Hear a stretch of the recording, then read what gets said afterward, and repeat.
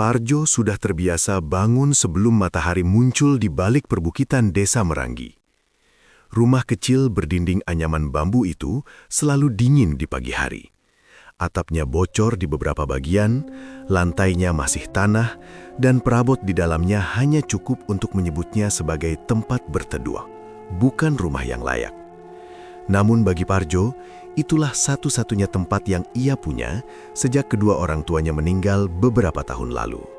Setiap hari, hidup Parjo berjalan dengan pola yang hampir sama. Jika ada warga yang membutuhkan tenaga untuk mencangkul sawah, memperbaiki pagar, atau mengangkut hasil panen, Parjo akan datang. Jika tidak ada, ia mencari kayu bakar di pinggir hutan atau membantu di warung dengan upah sekadarnya. Tidak ada pekerjaan tetap, tidak ada penghasilan pasti. Kadang ia hanya makan sekali sehari, kadang harus menahan lapar sampai malam. Warga desa Meranggi mengenal Parjo, tapi lebih sebagai bayangan. Ia ada, tapi seolah tidak penting. Jika ada pembagian bantuan desa, namanya sering terlewat. Jika ada kerja bakti, Parjo biasanya disuruh mengerjakan bagian paling berat. Tidak ada yang benar-benar peduli apakah ia lelah, sakit, atau sekadar butuh didengarkan. Beberapa pemuda desa sering menjadikan Parjo bahan candaan. Bajunya yang itu-itu saja, sandalnya yang sudah tipis dan sikapnya yang selalu menunduk membuatnya terlihat mudah diremehkan. Namun Parjo tidak pernah membalas. Ia hanya tersenyum tipis atau memilih pergi sebelum ejekan itu semakin panjang. Baginya, diam adalah cara paling aman untuk bertahan. Meski hidupnya berat, Parjo bukan orang yang suka mengeluh. Ia jarang terlihat marah. Bahkan ketika upahnya dipotong atau tidak dibayar sama sekali, ia hanya menghela nafas dan menganggapnya sebagai nasib. Dalam pikirannya, hidup memang tidak pernah adil sejak awal. Di tengah kehidupan yang serba kekurangan itu, ada satu hal yang sering membuat Parjo lupa sejenak pada kerasnya hidup. Setiap sore, saat matahari mulai condong ke barat, ia sering berhenti di jalan desa yang sama. Dari kejauhan, ia bisa melihat rumah besar milik keluarga Ratih. Ratih adalah wanita yang selalu menjadi pusat perhatian di desa Meranggi. Wajahnya cantik, kulitnya bersih, dan caranya berbicara selalu terdengar lembut.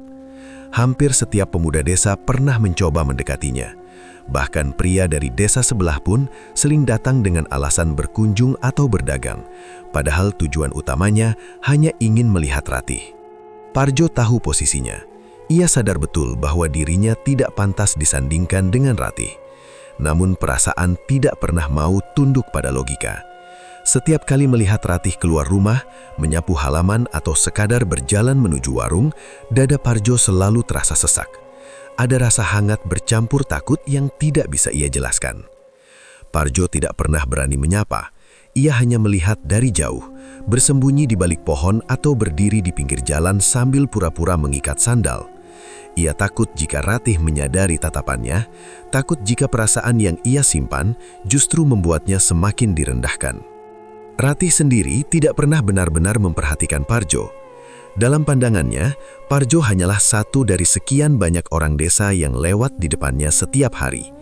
Ia lebih sering tertawa bersama teman-temannya atau menerima perhatian dari pria-pria yang penampilannya jauh lebih baik.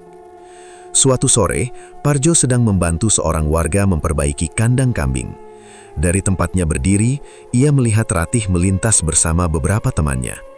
Tawa mereka terdengar keras, penuh percaya diri. Salah satu temannya sempat melirik ke arah Parjo, lalu berbisik sesuatu pada Ratih. Mereka tertawa lagi. Parjo menunduk. Tangannya tetap bekerja, tapi pikirannya melayang. Ia tidak tahu apa yang mereka bicarakan, namun ia bisa menebaknya. Parjo sudah terlalu sering menjadi bahan pembicaraan seperti itu. Meski tidak mendengar langsung, rasa malu tetap menjalar. Malam hari, Parjo duduk sendirian di depan rumahnya. Lampu minyak kecil menerangi wajahnya yang lelah. Dari kejauhan, suara televisi dari rumah-rumah warga terdengar jelas. Desa Meranggi tidak pernah benar-benar sepi, tapi Parjo selalu merasa sendirian. Dalam hatinya, ia sering bertanya mengapa hidupnya harus seperti ini. Ia tidak pernah berbuat jahat, tidak pernah menyakiti siapapun. Namun seolah-olah dunia memang sepakat untuk menempatkannya di posisi paling bawah. Meski begitu, perasaan Parjo pada Ratih tidak pernah ia anggap sebagai sesuatu yang harus dimiliki. Ia hanya ingin bisa dekat, berbicara sekali saja tanpa ditertawakan. Harapan kecil itu, tapi baginya terasa sangat besar. Parjo sering membayangkan kehidupan yang berbeda, bukan kehidupan mewah, hanya kehidupan di mana ia tidak dipandang hina, di mana ia bisa berjalan di desa tanpa menunduk, tanpa bisikan di belakangnya. Namun setiap kali hayalan itu muncul, kenyataan selalu datang lebih cepat untuk menghancurkannya. Beberapa warga tua sebenarnya merasa kasihan pada Parjo, namun rasa kasihan itu tidak pernah berubah menjadi tindakan nyata. Desa Meranggi sudah terlalu terbiasa melihat orang seperti Parjo terpinggirkan. Lambat laun, ketidakpedulian menjadi hal yang dianggap wajar. Parjo tidak tahu bahwa semua yang ia alami saat itu hanyalah awal. Ia belum menyadari bahwa luka kecil yang terus dibiarkan akan berubah menjadi sesuatu yang jauh lebih berbahaya. Di balik sikap diamnya, ada perasaan yang perlahan menumpuk, menunggu waktu untuk meledak. Malam itu, sebelum tidur, Parjo memandang langit-langit rumahnya yang gelap. Ia menarik nafas panjang, lalu memejamkan mata. Dalam diam, ia masih menyimpan satu hal yang membuatnya bertahan. Harapan, sekecil apapun itu. Ia tidak tahu bahwa Desa Meranggi suatu hari nanti akan mengingat namanya bukan sebagai pemuda miskin yang tak dianggap, melainkan sebagai awal dari kisah kelam yang tak pernah mereka bayangkan sebelumnya. Ratih tumbuh di keluarga yang cukup berada dibanding kebanyakan warga Desa Meranggi. Rumahnya paling besar di antara yang lain, berdinding tembok dan berpagar besi. Ayahnya dikenal sebagai orang terpandang, sering dilibatkan dalam urusan desa. Sejak remaja, Ratih sudah terbiasa menjadi pusat perhatian. Kemanapun ia pergi, selalu ada mata yang mengikuti. Setiap pagi, saat Ratih keluar rumah untuk menyapu halaman atau membeli kebutuhan ke warung, orang-orang selalu menyapanya. Ibu-ibu tersenyum ramah, bapak-bapak mengangguk hormat, dan para pemuda sering pura-pura lewat dengan alasan yang dibuat-buat. Ratih menikmati perhatian itu. Baginya, dipuji dan diperhatikan adalah hal yang wajar. Banyak pria mencoba mendekatinya dengan cara berbeda-beda. Ada yang datang membawa hadiah kecil, ada yang menawarkan tumpangan motor, ada juga yang langsung terang-terangan menyatakan niat serius. Ratih tidak pernah benar-benar menolak secara kasar, tapi juga tidak pernah memberi harapan yang jelas. Ia merasa punya banyak pilihan dan tidak perlu terburu-buru. Lingkungan membuat Ratih tumbuh dengan keyakinan bahwa dirinya memang lebih tinggi dari kebanyakan orang di desa. Setiap pujian, setiap perlakuan istimewa semakin menguatkan rasa percaya dirinya. Lama-kelamaan, Ratih terbiasa menilai orang dari penampilan dan latar belakang. Nama Parjo sebenarnya tidak asing baginya. Ia sering melihat pemuda itu lewat dengan pakaian lusuh dan kepala tertunduk. Namun Parjo tidak pernah ada dalam daftar orang yang ia anggap penting. Baginya, Parjo hanyalah pemuda miskin yang selalu berada di pinggir, tidak pernah berbaur. Hari itu Desa Meranggi sedang ramai. Ada acara kecil di balai desa, sekadar pertemuan warga dan pembagian informasi. Banyak orang datang, termasuk Ratih yang hadir bersama beberapa temannya. Parjo awalnya tidak berniat datang, namun seorang warga menyuruhnya membantu mengangkat kursi dan peralatan. Sejak pagi, Parjo sudah gelisah. Selama beberapa hari terakhir, pikirannya penuh. Perasaan yang selama ini ia pendam terasa semakin berat. Ia tahu kesempatan seperti ini jarang datang. Ada banyak orang, suasana terbuka, dan Ratih ada di sana. Entah dari mana keberanian itu muncul, Parjo merasa inilah saatnya. Parjo beberapa kali mondar-mandir di sekitar balai desa. Tangannya dingin, keringat membasahi punggungnya. Setiap kali melihat Ratih tertawa bersama teman-temannya, hatinya semakin berdebar. Ia hampir mengurungkan niatnya, namun bayangan hidupnya yang terus-menerus berada di posisi rendah membuatnya nekat. Saat acara hampir selesai, Parjo melihat Ratih berdiri di dekat pintu balai desa. Beberapa warga masih berkumpul di sekitar mereka. Dengan langkah ragu, Parjo mendekat. Beberapa orang langsung memperhatikannya, heran melihat Parjo berjalan ke arah Ratih. Parjo berhenti beberapa langkah dari Ratih. Suaranya gemetar saat memanggil nama Ratih. Awalnya Ratih tidak menoleh, mengira hanya ada orang yang memanggil orang lain. Setelah Parjo memanggil lagi, Ratih akhirnya menoleh dengan ekspresi datar. Parjo menelan ludah. Dengan suara pelan namun jelas, ia mengatakan bahwa ia sudah lama menyimpan perasaan. Ia tidak bicara panjang, hanya mengatakan ingin serius dan berharap Ratih mau mengenalnya lebih dekat. Kata-katanya sederhana, jauh dari romantis, namun jujur. Suasana di sekitar mereka langsung berubah. Beberapa warga saling pandang, sebagian menahan senyum. Ratih terdiam sejenak lalu tertawa kecil. Tawa itu bukan tawa gugup, melainkan tawa yang penuh ejekan. Ratih menatap Parjo dari ujung kepala sampai kaki. Nada bicaranya berubah dingin. Ia berkata bahwa Parjo tidak tahu diri. Ia menanyakan apa yang bisa Parjo tawarkan selain kemiskinan. Suaranya cukup keras hingga orang-orang di sekitar bisa mendengar dengan jelas. Beberapa warga mulai tertawa. Ada yang berbisik, ada yang terang-terangan mengejek. Ratih melanjutkan ucapannya tanpa merasa bersalah.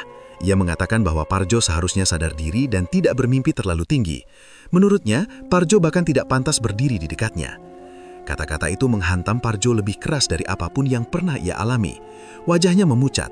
Ia ingin membela diri, ingin mengatakan bahwa perasaannya tulus, namun tenggorokannya terasa terkunci. Tawa warga semakin ramai.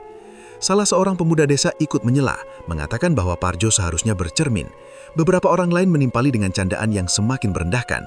Ratih tidak menghentikan mereka. Ia justru terlihat puas. Parjo berdiri kaku di tempatnya. Dunia terasa berputar. Suara-suara di sekitarnya terdengar samar. Ia merasakan panas di wajahnya, campuran antara malu dan sakit hati. Tanpa berkata apapun lagi, Parjo berbalik dan berjalan pergi. Langkahnya cepat, hampir berlari. Di belakangnya, tawa masih terdengar.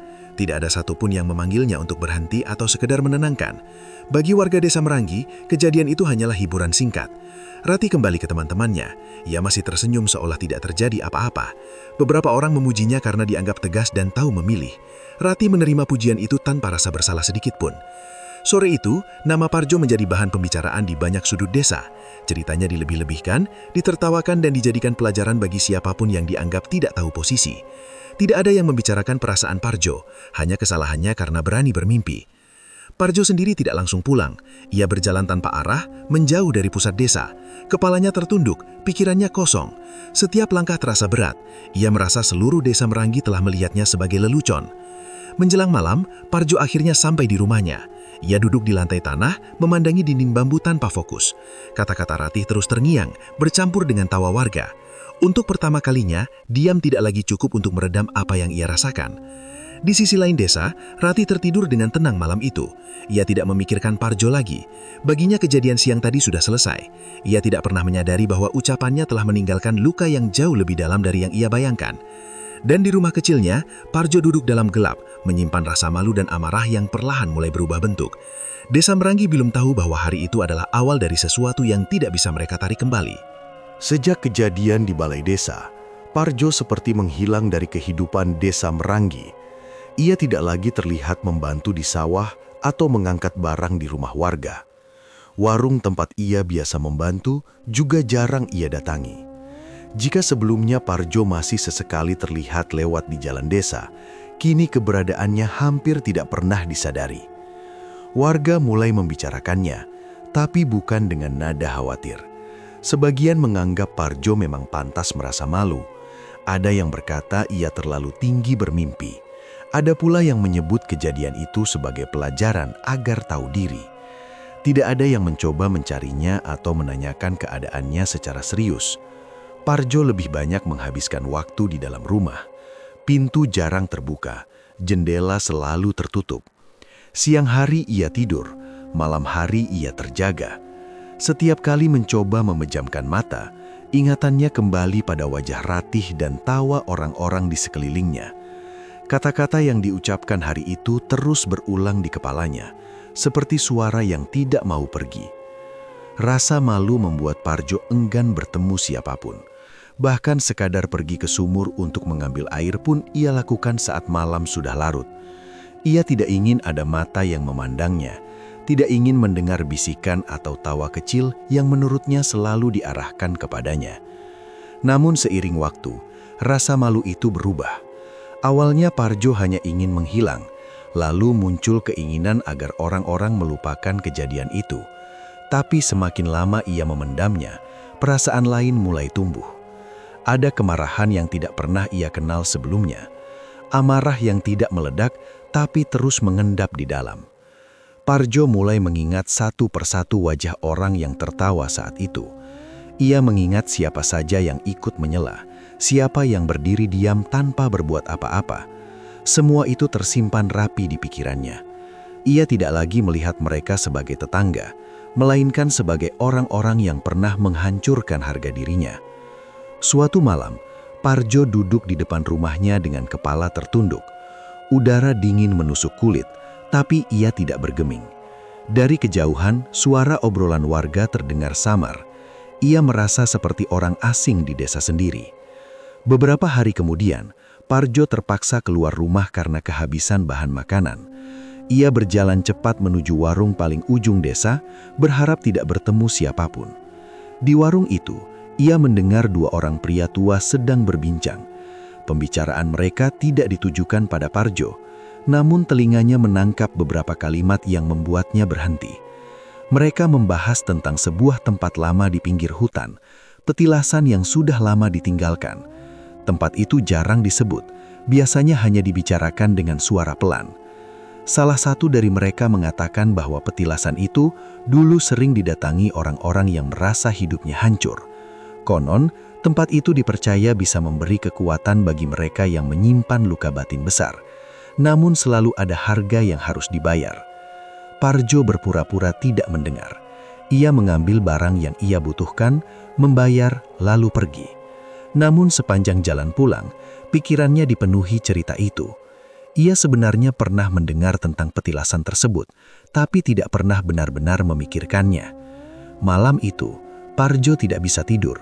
Ia duduk di lantai rumahnya, memandangi kegelapan. Cerita tentang petilasan itu terus muncul di kepalanya, bercampur dengan wajah ratih dan suara tawa warga. Ia mencoba mengusir pikiran itu, namun semakin ia melawan, semakin kuat bayangan tersebut. Hari demi hari, Parjo mulai berubah.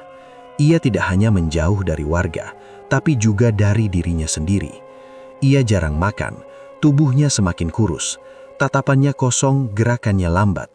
Namun di balik semua itu, pikirannya justru terasa semakin aktif.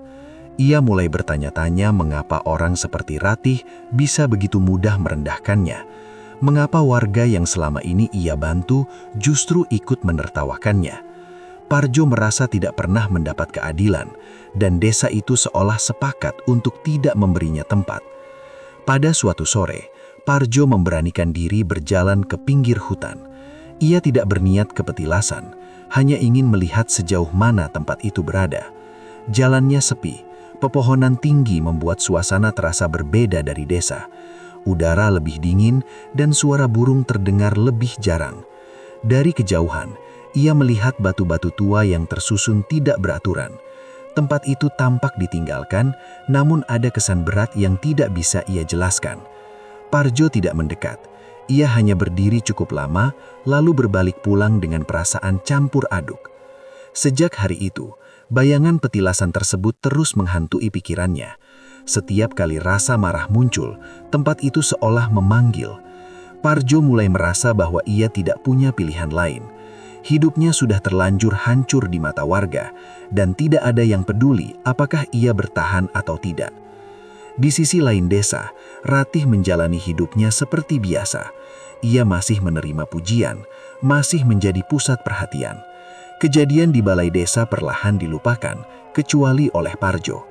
Bagi Ratih dan warga lainnya, Parjo hanyalah cerita lama yang tidak penting.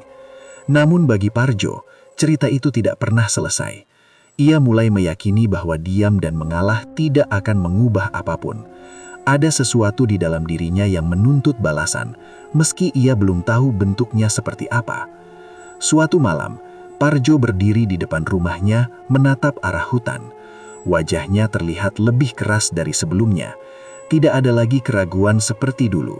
Yang tersisa hanyalah luka yang tidak pernah sembuh dan amarah yang terus ditekan. Desa Merangi masih terlihat tenang dari luar. Tidak ada yang menyadari bahwa di balik kesunyian itu, Parjo sedang berada di titik di mana pikirannya mulai melangkah ke arah yang tidak pernah ia bayangkan sebelumnya. Malam itu Parjo tidak menyalakan lampu rumahnya. Ia duduk lama dalam gelap, hanya mendengar suara serangga dari luar. Keputusan sudah ada di kepalanya sejak sore. Tidak ada lagi pertimbangan, tidak ada lagi rasa takut seperti dulu. Yang tersisa hanya dorongan untuk melakukan sesuatu, apapun bentuknya, agar rasa di dadanya berhenti menekan. Parjo keluar rumah saat sebagian besar warga sudah terlelap. Ia membawa tas kain kecil berisi beberapa barang seadanya. Tidak ada yang istimewa. Semua diambil dari apa yang ia punya. Pintu rumah ditutup tanpa dikunci, seolah ia sendiri tidak yakin akan kembali atau tidak. Langkah Parjo mengarah ke pinggir hutan. Jalan setapak itu jarang dilewati orang malam-malam. Semakin jauh dari desa, suasana terasa semakin sepi.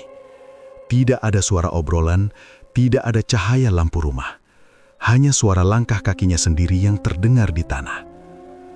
Sesampainya di dekat petilasan, Parjo berhenti sejenak. Tempat itu terlihat lebih gelap dari sekitarnya. Batu-batu tua berdiri tidak beraturan, sebagian tertutup lumut. Ada bekas-bekas sesajen lama yang sudah kering dan berserakan. Bau tanah basah dan daun busuk terasa lebih kuat. Parjo melangkah masuk tanpa ragu. Di dalam kepalanya, wajah-wajah orang yang pernah menertawakannya muncul silih berganti. Setiap langkah terasa lebih ringan, seolah ada sesuatu yang mendorongnya dari belakang. Ia duduk di tengah petilasan. Tangannya sedikit gemetar, tapi ia tetap melanjutkan apa yang sudah ia niatkan. Parjo tidak benar-benar paham apa yang ia lakukan, hanya mengikuti cerita yang pernah ia dengar dan potongan-potongan keyakinan yang terbentuk dari keputusasaannya sendiri. Waktu berjalan tanpa terasa. Angin malam bertiup lebih kencang, membuat dedaunan bergesek satu sama lain. Sesekali terdengar suara seperti langkah kaki, tapi saat Parjo menoleh, tidak ada siapapun. Keringat dingin mengalir di punggungnya, namun ia tidak berhenti. Di titik tertentu, Parjo merasakan perubahan. Udara terasa lebih berat, dadanya sesak, nafasnya tidak teratur. Ia merasa seperti tidak sendirian lagi, meski matanya tidak melihat apa-apa. Ada tekanan di kepalanya, disertai bisikan yang tidak jelas asalnya. Parjo menutup mata. Di saat itulah ingatan-ingatan buruk muncul lebih jelas dari sebelumnya. Kata-kata ratih, tawa warga, tatapan merendahkan, semua terasa sangat dekat. Amarah yang selama ini ditekan seperti mendapatkan jalan keluar. Tanpa disadari, Parjo berteriak. Suaranya menggema di antara pepohonan. Ia tidak tahu berapa lama ia berada di sana. Saat akhirnya ia terdiam, tubuhnya terasa lemas. Kepalanya pusing, pandangannya berkunang-kunang. Ketika Parjo bangkit, langit sudah menunjukkan tanda-tanda menjelang pagi. Petilasan itu terlihat sama seperti sebelumnya, namun perasaan Parjo berbeda. Ia merasa kosong sekaligus penuh. Ada ketenangan aneh yang bercampur dengan sesuatu yang sulit dijelaskan. Parjo berjalan menjauh dari tempat itu tanpa menoleh lagi. Langkahnya mantap, tidak tergesa-gesa. Begitu memasuki jalur hutan yang lebih rapat, sosoknya perlahan tertelan gelap. Sejak malam itu, tidak ada satupun warga yang melihat Parjo kembali ke desa. Pagi harinya, warga mulai menyadari keanehan.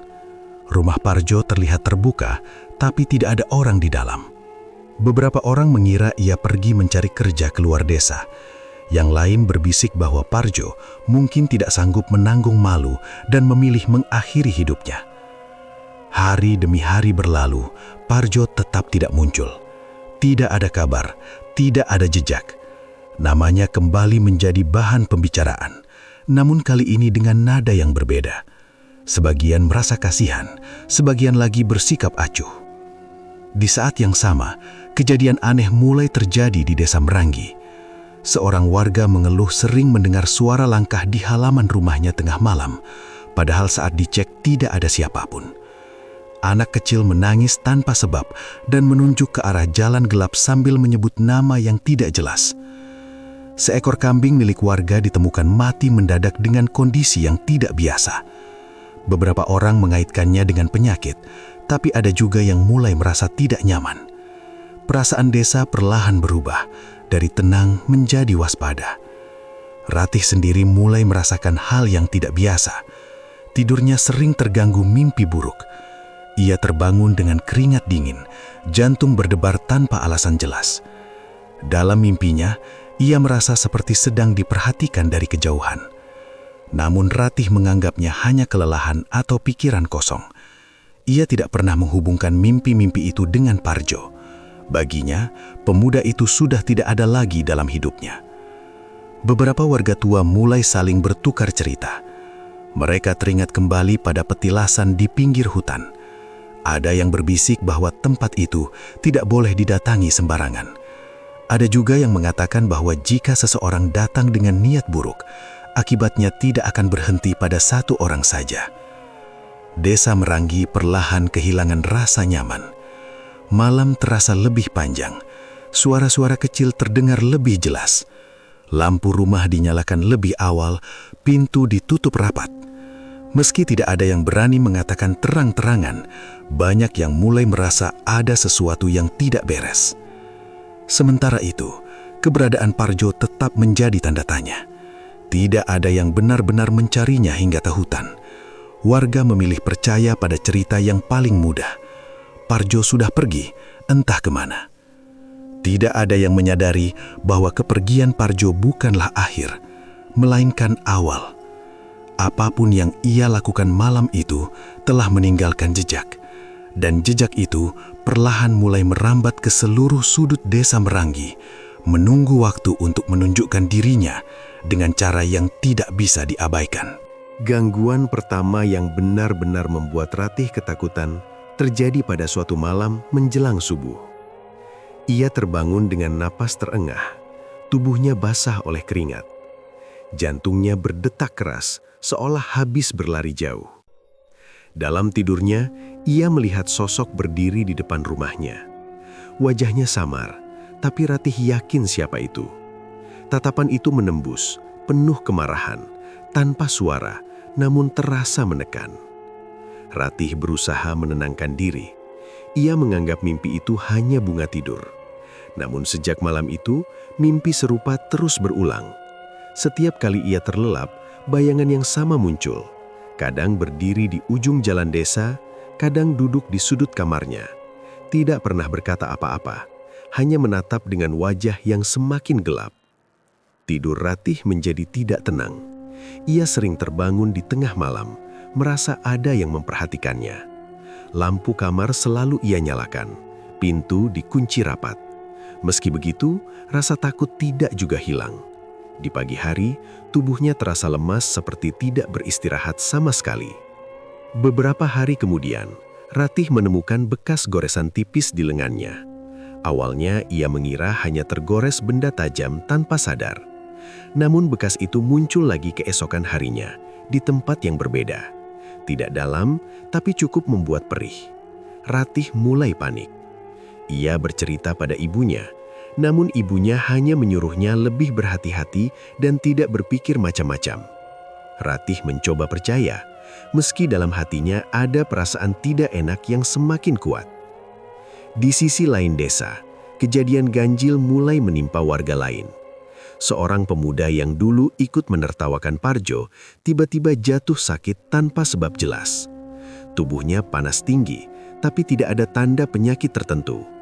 Ia meracau di malam hari, menyebut nama Parjo berulang-ulang sambil menangis ketakutan. Warga mengira itu hanya sakit biasa. Namun selang 2 hari, seorang ibu yang dulu ikut menyindir Parjo saat di balai desa mendadak kesurupan. Tubuhnya kaku, matanya melotot, dan suaranya berubah berat. Ia berteriak marah, menyalahkan orang-orang yang dianggap telah menghina dan merendahkan. Kejadian itu membuat desa mulai resah. Orang-orang mulai menghubungkan satu peristiwa dengan yang lain. Nama Parjo yang sempat terlupakan kini kembali disebut-sebut dengan nada takut. Ratih semakin tertekan. Setiap kali ia memejamkan mata, bisikan-bisikan terdengar di telinganya. Suaranya pelan, tapi jelas, penuh amarah dan tuduhan. Ratih sering menutup telinga, menangis tanpa tahu harus berbuat apa. Luka-luka kecil di tubuhnya semakin sering muncul. Ada bekas lebam di paha, ada goresan di punggung. Tidak ada yang melihat ia terluka, namun bekasnya selalu ada saat ia bangun tidur. Tubuh Ratih mulai kurus, wajahnya pucat. Orang-orang mulai menyadari perubahan itu. Desa Meranggi berubah suasana. Malam tidak lagi diisi obrolan santai. Pintu-pintu rumah ditutup lebih awal. Lampu dinyalakan sepanjang malam. Orang-orang enggan keluar setelah maghrib. Setiap suara kecil membuat mereka waspada. Puncaknya terjadi saat seorang warga tua ditemukan meninggal di rumahnya. Tidak ada tanda kekerasan, tapi wajahnya menunjukkan ekspresi ketakutan yang tidak wajar. Sebelum meninggal, warga tua itu sempat bercerita bahwa ia sering didatangi sosok pemuda dengan wajah rusak dan mata kosong. Isu menyebar dengan cepat. Warga mulai percaya bahwa Parjo tidak benar-benar pergi. Mereka yakin ia telah kembali dalam bentuk lain. Beberapa orang menyesal, namun penyesalan itu datang terlambat. Ratih tidak lagi berani keluar rumah sendirian. Ia selalu ditemani ibunya. Namun gangguan tidak berhenti. Bahkan di siang hari, Ratih merasa seperti ada yang mengikuti langkahnya. Bayangan hitam sering terlihat di sudut matanya, menghilang saat ditoleh. Suatu malam, Ratih menjerit keras dari dalam kamarnya. Keluarganya bergegas masuk. Mereka menemukan Ratih terlentang di lantai, tubuhnya gemetar. Di lengannya terdapat bekas cengkraman jelas, seperti jari tangan manusia. Ratih menangis sambil menyebut nama Parjo. Ia mengaku melihat sosok itu duduk di tepi ranjangnya, menatapnya dengan wajah penuh luka. Sosok itu tidak berbicara, tapi Ratih merasa disalahkan atas semua yang terjadi. Warga semakin yakin. Beberapa orang mulai mendatangi tokoh tua desa untuk meminta nasihat. Mereka membicarakan petilasan di pinggir hutan dan apa yang mungkin telah terjadi di sana. Tidak semua warga terkena teror. Yang paling parah adalah mereka yang dulu paling lantang menghina Parjo. Seolah ada pola yang tidak bisa diabaikan. Ketakutan berubah menjadi rasa bersalah, namun tidak ada yang berani menyebutkan permintaan maaf secara terbuka. Ratih semakin terpuruk. Ia tidak lagi peduli pada pujian atau perhatian. Yang ia inginkan hanya satu, semua ini berhenti. Namun setiap malam, rasa bersalah bercampur takut terus menghantuinya. Desa Meranggi kini hidup dalam bayang-bayang. Tidak ada yang berani tertawa keras. Tidak ada yang berani merendahkan orang lain lagi. Nama Parjo disebut dengan suara pelan, penuh ketakutan. Sosok yang dulu dianggap remeh kini dipercaya telah menjadi sesuatu yang tidak bisa mereka kendalikan. Teror belum berakhir, dan warga Desa Meranggi mulai menyadari bahwa dendam yang dipendam terlalu lama bisa kembali dengan cara yang paling mengerikan. Keadaan Ratih semakin memburuk. Tubuhnya melemah, pikirannya kacau, dan rasa takut menguasai setiap geraknya. Ia tidak lagi berani tidur sendirian.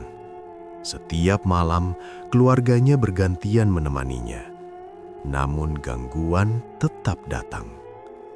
Tangisan Ratih sering memecah keheningan malam, membuat satu rumah terjaga sampai pagi.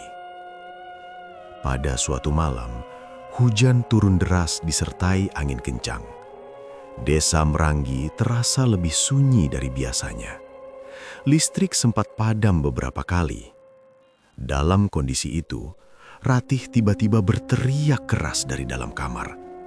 Suaranya berbeda, lebih panik dan putus asa. Keluarganya bergegas masuk. Ratih terlihat duduk di sudut kamar, memeluk lutut. Matanya terbuka lebar. Ia menunjuk ke arah pintu sambil menangis. Menurut pengakuannya, sosok itu datang lebih dekat dari sebelumnya. Tidak lagi hanya menatap, tetapi berdiri tepat di hadapannya.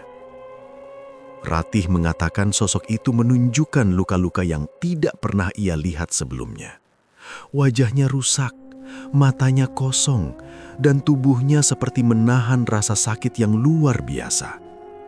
Ratih merasa seluruh hinaan dan tawa warga dipaksa masuk ke kepalanya. Ia mendengar ulang kata-katanya sendiri saat di balai desa. Terdengar jauh lebih kejam dari yang ia ingat. Setelah kejadian itu, Ratih jatuh pingsan. Saat sadar, ia berubah menjadi pendiam. Tidak ada lagi teriakan, tidak ada lagi perlawanan. Ia hanya menatap kosong ke depan. Keluarganya membawa Ratih ke orang pintar di desa sebelah, berharap ada jalan keluar. Sementara itu, warga Desa Meranggi mulai berkumpul. Kejadian demi kejadian membuat mereka tidak bisa lagi menutup mata. Beberapa warga akhirnya berani berbicara jujur. Mereka mengakui bahwa selama ini Parjo sering diperlakukan tidak adil. Tidak hanya Ratih, tapi banyak orang yang pernah memanfaatkan, meremehkan, dan menertawakannya. Cerita-cerita lama bermunculan tentang upah yang tidak dibayar, tentang bantuan yang sengaja dilewatkan, tentang ejekan yang dianggap biasa. Semua itu disampaikan dengan wajah tertunduk. Kesadaran datang terlambat, namun rasa bersalah kini menyelimuti desa. Beberapa warga sepakat mendatangi petilasan di pinggir hutan.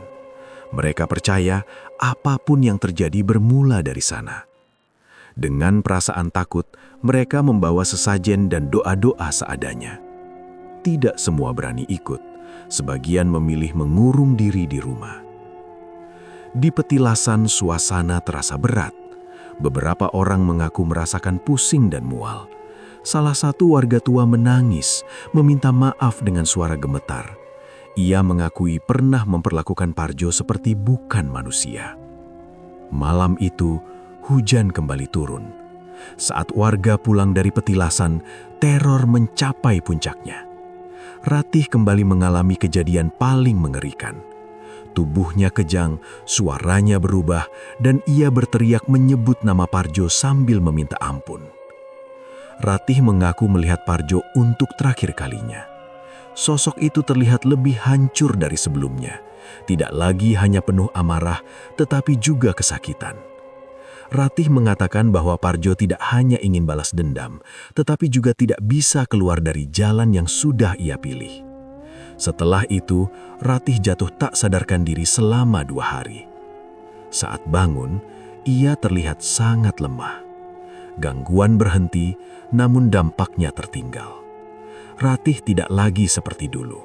Ia kehilangan keceriaan, kehilangan rasa percaya diri, dan memilih menjauh dari keramaian.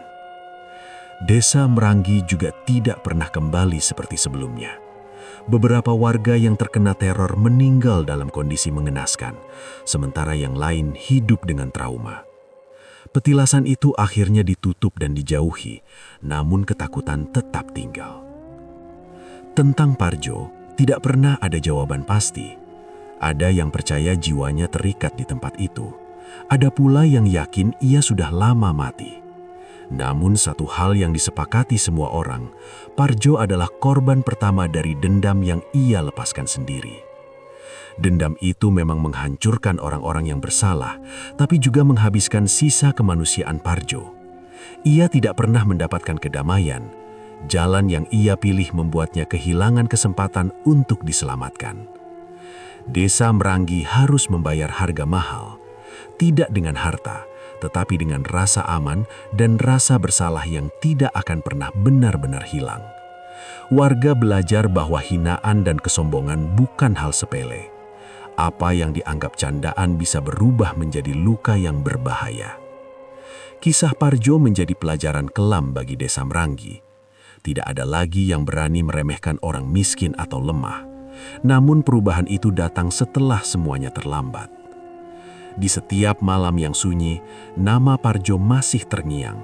Bukan sebagai ancaman, tetapi sebagai pengingat bahwa dendam tidak pernah membawa kemenangan, hanya kehancuran bagi semua pihak yang terlibat.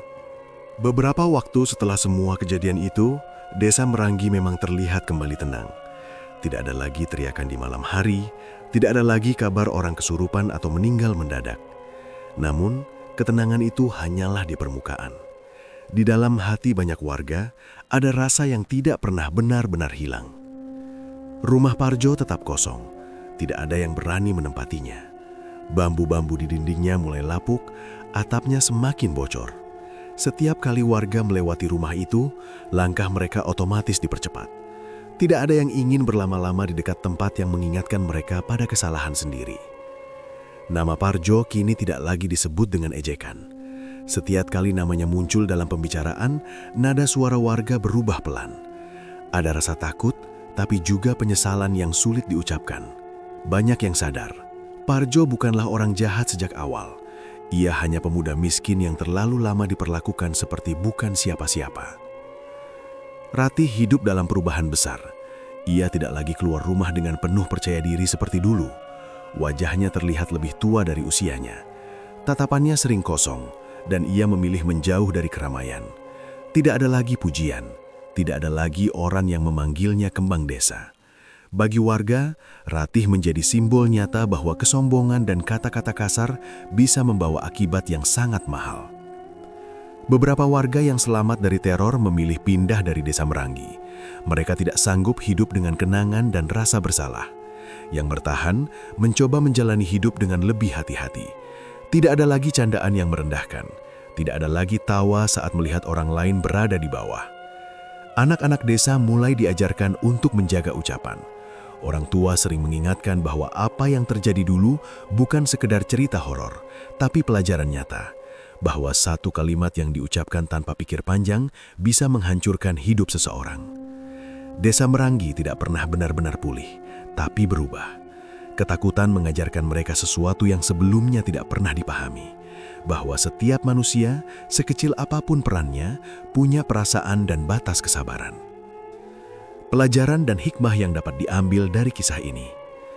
Kata-kata dan hinaan bisa melukai jauh lebih dalam daripada pukulan fisik. Luka batin tidak terlihat, tapi dampaknya bisa menghancurkan hidup seseorang perlahan. Merendahkan orang lain karena status, harta, atau penampilan adalah awal dari kehancuran. Kesombongan sering membuat manusia lupa bahwa roda kehidupan bisa berputar kapan saja. Dendam tidak pernah membawa keadilan. Yang lahir dari dendam hanyalah penderitaan baru, baik bagi korban maupun pelaku.